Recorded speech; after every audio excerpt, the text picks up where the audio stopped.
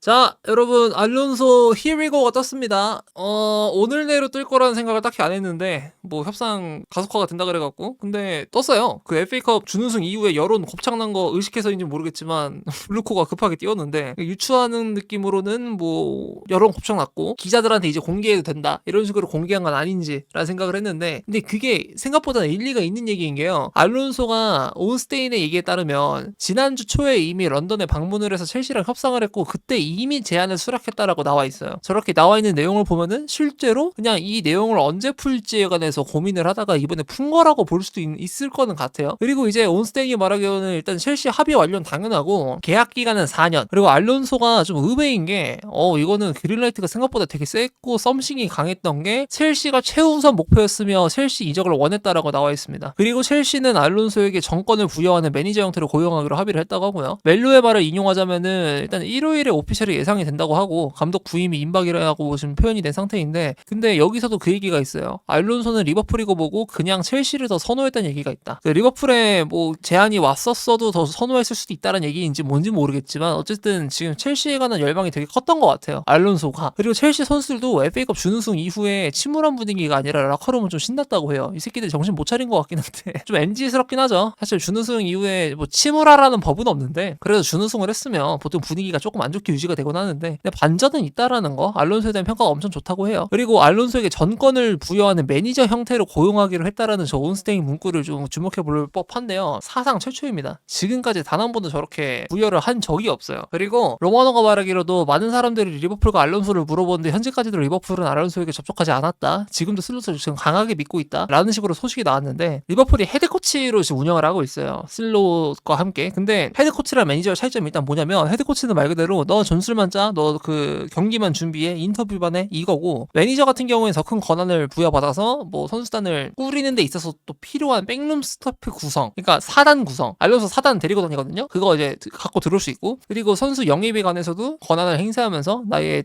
필요해, 얘 필요해, 이런 식으로 좀 더 체급이 높은 대우를 받는, 또 거기에 더불어서 그 외의 업무에서도 개입이 가능한 형태로 볼 수 있는데, 근데 리버풀은 이미 헤드코치 형태에 매우 만족을 하고 있고 디렉터 위주의 구조를 갖고 가는 걸 매우 원하는 상태라, 그래서 내 생각에는 아마 좀 반감을 띠지 않았을까. 알론소가 만약에 간다고 하더라도 저런 권한을 존중받지 못할 가능성이 높았을 것 같아요. 그리고 지금 아스에서 말하기로는 알론소가 지금 첼시가 유럽 대항전에 출전하는 거 상관없이 그냥 온다고 합니다. 네, 포르제트 받아들였다. 나 너네 챔피언스리그 못 나가도 되고 유로파리그 못 나가도 되고 그냥 온다. 그리고 스테인버그라는 웨스트햄 및 풀럼 1티어 기자로부터 나온 내용은 토트넘전 전에 공식 발표가 있을 것으로 보인다고 하는데, 그냥 오피셜이 그냥 일단 내일 내로 안 뜨면은 화요일까지 기다리면 될 것 같아요. 그냥 이제 좋은 소식만 있을 예정이고, 그리고 화요일에 설령 유로파리그 진출각이 보인다고 하면은 그것까지 노려볼 수는 있을 것 같고, 첼시가 이제 즐길 만한 포인트는 뭐가 있냐면, 첫 번째 알론소 오피셜, 두 번째는 토트넘 사다리 걷어차기, 그러니까 토트넘의 강등을 결정할 수 있는 그런 게 있으니까 첼시 현지 팬들도 그리고 첼시 우리나라 팬들도 아마 그 경기를 되게 유심 있게 지켜보지 않을까. 마지막 빌런이 될 수 있는 기회가 있긴 하죠. 그리고 알론소가 로마너의 말대로 본다면은 첼시에서 아주 매우 많이 준비가 되었다고 느낀다고 하고, 첼시가 본인 의견을 제대로 수용해준다고 느꼈기 때문에 첼시의 제안을 더 쉽게 수용할 수 있었다. 그래서 지금 첼시에 왔다라고 얘기를 하고 있어요. 일단은 알론소가 오게 되면은 영입을 당연히 많이 하긴 하겠지만 제 생각에는 아마 센터백 교통정리, 이게 첫 번째가 될 것 같고, 그리고 본인의 전술 컨셉 플랜 A가 무엇인지에 따라서 너무 방향이 달라질 것 같아서, 어떤 사람들은 루키님 뭐 알론소 오게 되면 이적 시장 어떻게 굴러갈 것 같아요? 라고 물어보지만, 저는 알론소에 대해서 조금 알고 있는 사람이라면 오히려 전술 컨셉이 어떻게 될지 모르기 때문에 변동성이 강해서 지금 확정을 할 수 없다고 생각해요. 그러니까 알론소가 어떤 컨셉을 가져갈 것이며 그게 이제 대중들한테 드러났을 때 그때부터 나도 얘기를 과감하게 해보겠지만, 지금은 이 사람이 백스리 기반의 포메이션을 구성해놓고 어떻게 할지, 아니면은 뭐 백포 시스템 기반으로 해가지고 윙어들을 살려놓는 전술을 쓸지 뭔지를 모르겠기 때문에 아직까지는 모르겠고, 근데 확실한 거는 센터백 쪽에는 손을 볼 것 같고요. 그리고 알론소 같은 경우에는 또 그 풀백을 굉장히 극단적으로 사용하는 걸 되게 좋아하는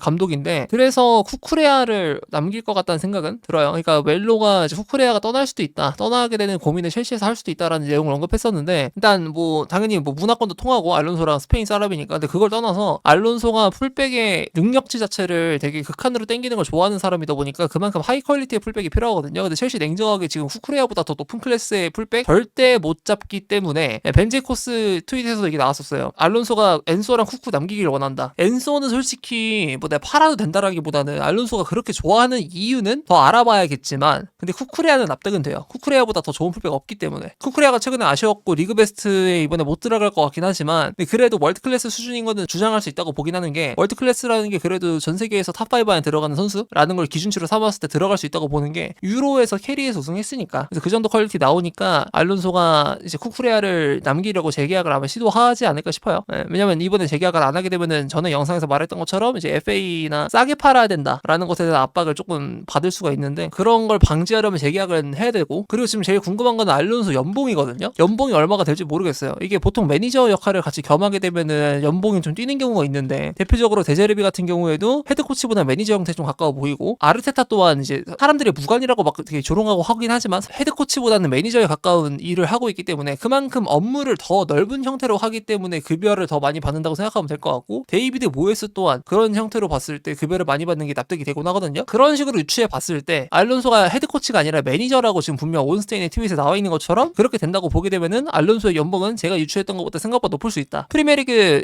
1등, 2등이 300억 중반대 라인이고요. 그 다음에 3등이 이제 200억 중반대인데 1, 2등이 이제 페파가 아르테타, 3등이 데제르비, 그 다음에 4, 5등쯤에 모에스 있고 막 그럴 거거든요. 알론소가 그래도 데제르비랑 모에스 사이 정도는 무난하게 받을 것 같고 그거보다 높게 받을지를 한번 봐야 될 것 같아요. 근데 아마 발표되는 내용으로는 그래도 챔피언스 리그를 나가지 못하기 때문에 임금 삭감이 적용된 형태로 발표가 될 수는 있어서 내가 지금 말하는 것보다 낮을 수도 있긴 하지만 일단 그래도 조금 높게 될 거는 같아요. 근데 또 로마노가 연봉도 쉽게 합의되었다고 말하는 걸 보면은 첼시가 그냥 애초에 빅딜 딱 질러버린 걸 수도 있고 그래서 그 지난번에 영상에서 말했던 거 재미삼아 한번 보려고 하는데 연봉 이거 박은 것 같고 헤드코치니까 이거랑 영입에 대한 선택권 어필 최대한 존중하고 백루 스태프 구성 권한 부여까지 다 보장이 된 것 같아. 첼시가 이제 어떻게 할지를 볼 수 있는 거는 이걸 지켜보면 될 것 같아요. 성적이 부진했을 때 감독을 어떻게 대하는가를 보면 될 것 같습니다. 이거 외에는 의외로 내가 적은 5가지에서 다 어느 정도 충족이 된 것 같거든요. 그래서 저는 되게 긍정적이긴 합니다. 본인들이 틀렸다는 거를 진짜 인정했고 바뀌겠다라는 거를 보여주는 게 지금 보드진의 행보이고 이걸 슈앤프루브를 한 상태이기 때문에 그래서 저는 되게 긍정적인 상황으로 보여져요. 그래도 상황 자체는 대표라는 사람이 도계자를 받고 잘못했습니다. 진짜 저희가 틀렸던 것 같아요. 이제부터는 달라지는 모습 보여드리도록 하겠습니다를 진짜 입증하는 거니까 에그발리가 그래도 사람 새끼이자 남자 새끼긴 하구나. 나보다 나은 사람이구나라는 걸 또 느끼긴 합니다. 근데 개인적인 생각으로는 감독의 업무가 늘어난 이상 디렉터의 숫자가 그렇게 많이 필요할까라는 생각도 하긴 해요. 근데 디렉터가 많은 이유가 헤드코치를 기용하고 있고 첼시가 그동안 감독이 지금 하고 있는 업무의 양이 그렇게 많지는 않기 때문에 헤드코치라서 그래서 인원수가 많이 필요했던 걸 수도 있는 건데 이제는 줄여도 되지 않나라는 생각을 조금 한 명쯤은 줄여도 되지 않나라는 생각을 조금 하게 되고 그리고 아마 업무 자체는 7월 1일부터 시작하게 될 거예요. 그러니까 이제 토트넘전부터 바로 부임하게 되는 게 아니라 이제 그 이후에 부임하게 되는 형태가 될 거고 로마노가 이 협상 비하인드를 쫙 읊어놓은 게 있는데 일단은 2024년부터 사비 알론소라는 감독을 엘리트 감독이자 이상적인 후보로 고려하고 있었다는 게 사실이라고 하고요. 그리고 다만 당시 알론소의 머릿속에는 레버쿠젠 그리고 그 다음 단계로 레알 커리어 이 정도의 계획이 있었고 첼시는 안중에도 없었기 때문에 뭐 데려오는 게 힘들었겠죠. 당시 그리고 솔직히 알론소 평가 되게 높긴 했으니까 그래서 역시나 첼시가 당시에 알론소 영입을 추진할 수 없었다는 게 팩트래요. 첼시는 최선의 결정을 내리기 위해서 여러 감독들과 대화를 나눴는데 예를 들어서 마르코 실바, 이라올라, 글라스나 등의 감독들이 이제 후보였고 실제로 첼시랑 대화를 나누었지만 알론소가 최우선 타깃이었다. 그래서 첼시는 이번 주에 올인을 결정했다고 합니다. 양측은 직접 만남도 가졌고 알론소가 FA컵 결승전 첼시 측과 직접 만났다. 결승전 전에 그래서 계약은 이미 완료가 된 상황이고 알론소는 며칠 안에 런던으로 올 예정이며 얼마 안 되는 시일 내로 공식 발표가 날 것이다. 일단 첼시가 그 감독사가를 앞둔 상황에서 선택이 두 가지였대요. 월드컵 이후를 기다릴 건지 월드컵 전을 할 건지. 근데 월드컵 이후를 기다리게 되면 어떤 리스크가 있냐? 프리시즌이 짧다. 월드컵 이후에 나오는 엘리트 감독들이 보통 어느 정도냐면요. 그래도 대회 후반부를 가기 때문에 엘리트 감독일 거 아니야. 그러니까 뭐 예를 들면은 잉글랜드 들고 16강 박아버렸는데 그거를 이제 명장이라고 안 할 거 아니에요. 그래서 보통은 그래도 후반부까지는 갈 거기 때문에 그렇게 되면 7월 한 초중반? 이거 이상은 갈 거 아니에요. 그죠? 그렇게 됐을 시에는 첼시가 프리시즌이나 여러 가지 협상 같은 것들을 대회를 준비하고 병행하고 그리고 치르고 있는 와중에 감독들이랑 협상을 할 수가 없기 때문에 프리시즌 자체가 되게 뒤로 당겨져요. 이번 시즌에 연속성이 또 발생된단 말이에요. 그러니까 이번 시즌에도 프리시즌 짧았잖아. 근데 새로운 감독하고 프리시즌이 또 짧아요. 이게 기존에 있었던 감독하고 프리시즌이 짧은 건 그럴 수 있어요. 그리고 오히려 클럽 월드컵 때 합을 맞춰봤기 때문에 클럽 대항전이 있었기 때문에 다음 시즌에 매치핏이나 뭐 계획이나 그 전술 컨셉 같은 게 좀 자리가 잡혀있긴 할 텐데 새로운 사람이 오게 되면은 그만큼 이제 준비하는 기간이 길어져야 돼요. 뭐 이적 시장이나 프리시즌, 전술 구상. 근데 월드컵 이후를 가게 되면은 그 기간이 짧아질 가능성이 높기 때문에 그래서 월드컵 전을 선택한 것으로 보이고요. 근데 월드컵 전에로 봤을 때는 그러면 이제 FA 매물 말고는 사실상 사실상 답이 없는 상황인데 FA 리스트업 쫙 해봤을 때 방금 말했던 사비 알론소 그리고 300만 유로의 바이아웃을 자랑하고 있는 무리뉴도 뭐 언급은 될 수 있고 마르코 실바나 이라올라 글라스너 아모림도 있고 차비 에란데스도 있고 여러 명이 있는데 근데 거기선 누가 봐도 알론소가 제일 위. 왜냐면 4대 리그를 우승해본 감독이잖아요. 첼시가 4대 리그 우승을 해봤던 감독을 데려온 게 콘테 이후로 처음이야. 그러니까 10년 만인 거예요. 근데 알론소의 업적이 고평가되는 이유는 그거죠. 무패 우승이라서가 아니라 생각해요. 무패 우승은 오히려 덤이고 레버쿠젠 같은 스쿼드를 들고 리그 우승을 했다는 게 신기한 거예요. 나는 그렇게 생각합니다. 왜냐면은 무패 우승 유분 애초에 운이 조금만 틀어져도 못하게 되는 업적이고 그냥 그 브랜딩? 상징성이 좀 더 강한 느낌인데 근데 그 사람의 체급을 인정받기 위해서는 그냥 우승을 하냐 마냐가 더 중요하거든요. 무패 여부보다. 근데 우승을 했잖아. 그래서 알론소가 이제 압도적인 1티어로 점쳐지게 된 것 같고요. 그렇게 해서 첼시는 지금 원하는 감독을 데려왔는데 연봉이 합의가 된 상황이고 알론소는 자신이 정말 잘 준비가 됐다고 느끼고 있대요. 그리고 계획한 게 있나 봐. 그리고 몇 달 동안 계속 말했듯이 알론소는 어떤 사연이 있었냐면은 레알에서 경질된 이유로 쉬고 싶어 하지 않았다. 근데 알론소 입장에서 제가 전에 말했던 것처럼 봤을 때 첼시 말고 갈 데가 진짜 없어요. 진짜 없었어요. 그리고 알론소의 커리어에서 이제 흠이 되는 부분이 레알 커리어긴 한데요. 근데 저는 개인적으로 레알 마드리드 커리어는 정상 참작이 된다고 보긴 합니다. 이게 약간 이제 재판에서 심신미약 같은 거죠. 왜냐면은 애들 하는 꼬라지를 봐. 솔직히 너무 심각한 내용들이 많고 알론소가 아무리 좋은 플랜을 갖고 간다 하더라도 좋은 프로젝트로 굴러갈 수 있는 환경이 아니었으니까. 그래서 물론 뭐 레알 시절의 모든 부분들을 다 알론소가 무죄 이건 아니지만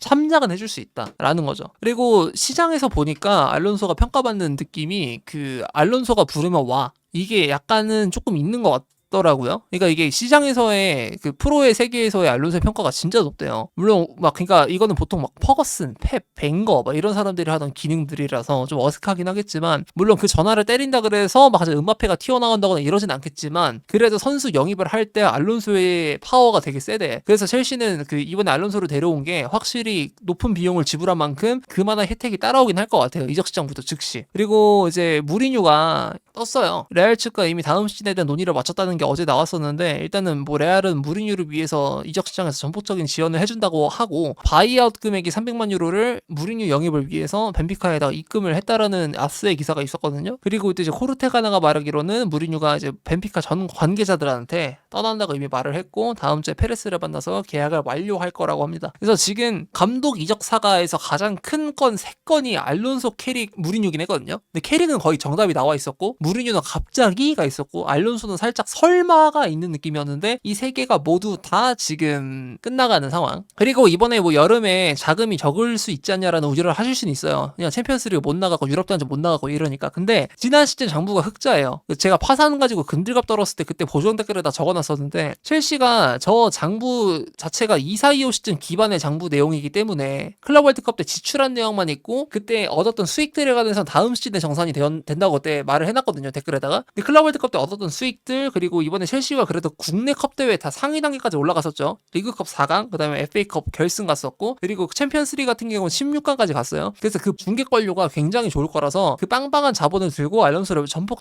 지원할 수는 있다. 근데 이게 제 생각에는 아마 마지막 코인일 것 같다. 만약에 실패를 하게 된다고 하면. 근데 어쨌든 적어도 이번 여름에 알론소랑 같이 좋은 미래를 함께하기 위해서 그 미래를 준비하기 위한 기반들, 이적시장 영입들을 잘 해내갈 수 있는 총알들은 준비가 되어 있다. 어쨌든 저는 개인적으로 알론소 오게 되면은 얘는 확실히 노릴 것 같은 게 바네케예요. 바네케. 지금도 확고해. 알론소가 왜냐면은 높은 라인에서 볼 돌리는 걸 되게 중요시하는 사람인데 바네키가 지금 현 매물 중에서 그걸 잘하는 유일한 애긴 해요. 그리고 알론소가 만약에 3-4-3을 채용할 시에는 윙어들을 다 메말라 죽여야 되거든요. 그럼 걔네가 안 맞는 뜻이잖아요. 그럼 걔네를 팔아야 될 수도 있어. 임대를 보내거나. 근데 가르나초 키테스 지금 판다 그래서 임대 보낸다 그래서 불만족 띄울 만한 팬 없잖아. 그래서 뭐 이 선들을 어떻게 처리할지는 당연히 아까 앞서 말했던 것처럼 포메이션을 어떻게 선택하고 플레이네이가 어떻게 될지에 따라 다를 것 같고 근데 네투는 어떻게 될 것 같냐. 네투 같은 경우에는 저는 진짜 진지하게 3-4-3 시스템에서 사이드 미드필더 박아놔도 된다고 보기 때문에 그래서 알론소가 왔을 때 사이드 미드필더를 기용하면서 장기적으로 잘 맡게 쓸 수 있어서 가르나초 기튼스랑은 다르게 정착을 잘 할 것 같아요. 그리고 켄다랑 파머랑 이스테반 같은 애들은 2명의 공격형 미드필더 자리에 넣으면 되고 그리고 약간 기대하는 점은 주앙 페드루를 진짜 잘 쓸 거다. 애초에 펄스나인 기반의 전술을 되게 좋아했던 사람이고 스트라이커가 공을 받고 사이드로 연계를 탁 치면서 이렇게 돌아 들어가는 움직임을 되게 좋아하는 감독이거나 아니면 그 공을 받고 돌고 나서 거기서